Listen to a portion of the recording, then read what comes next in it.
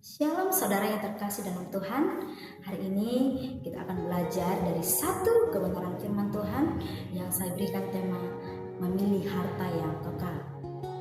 Pasti setiap orang memiliki sesuatu yang paling berharga dalam hidupnya, betul? Ada yang merasa uang adalah hal yang paling penting. Ada juga yang merasa bahwa harta, jabatan, karir, bahkan pasangan yang terbaik adalah hal yang paling penting di dunia ini. Kita melihat kebanyakan orang Kristen menganggap bahwa ketika mereka mendapatkan harta dalam dunia, mereka sudah bahagia. Padahal pada kenyataannya, harta atau hal yang paling penting dalam kehidupan mereka tersebut bukan bersifat kekal. Harta yang mereka kumpulkan bukan bersifat kekal, itu hanya sementara.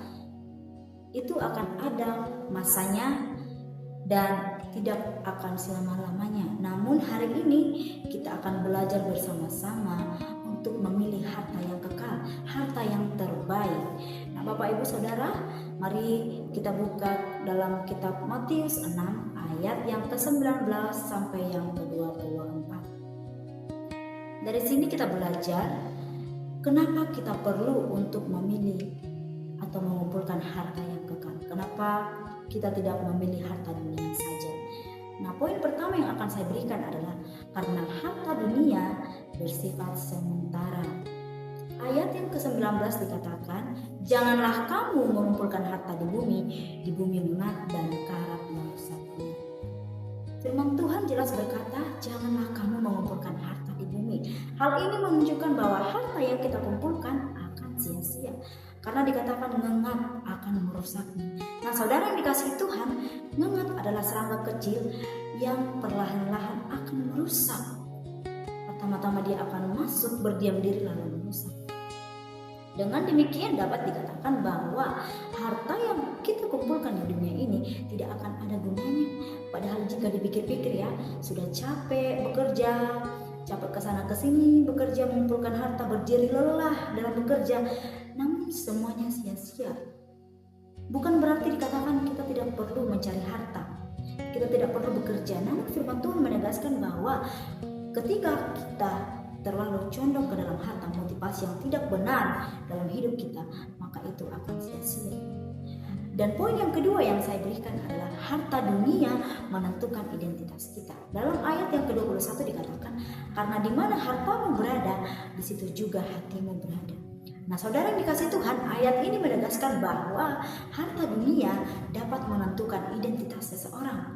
Identitas yang dimaksud di sini adalah bagaimana sikap hati kita atau ada atau tidak adanya harta di bumi. Firman Tuhan berkata, di mana hartamu berada, di situ juga hatimu berada. Ini berarti menunjukkan bahwa kata yang merujuk kepada suatu tindakan, menunjukkan respon manusia.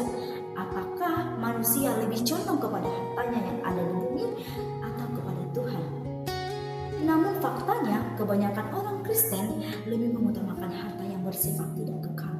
Mereka takut kehilangan harta mereka, sehingga setiap hari mereka hanya memikirkan harta mereka. Setiap hari mereka memikirkan pekerjaan mereka, sehingga mereka lupa Tuhan.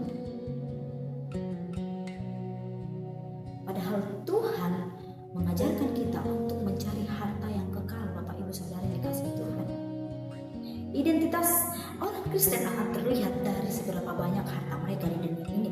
Dan orang yang takut akan Tuhan akan menunjukkan sikap yang rendah hati, dan orang tersebut akan tetap mengutamakan Tuhan dalam hidupnya. Maka poin yang ketiga yang saya berikan adalah harta dunia dapat merusak hubungan kita dengan Tuhan. Kalau tadi harta membuat identitas kita jauh daripada Tuhan, sekarang hubungan kita, relasi kita dengan Tuhan juga tidak seperti dulu. Ketika seseorang lebih mementingkan harta dunia dan lebih mengutamakan dunia, maka sadar atau tidak sadar hubungannya dengan Tuhan yang dahulunya baik, maka sekarang perlahan-lahan mulai rusak karena manusia lebih mengutamakan dunia daripada Tuhan.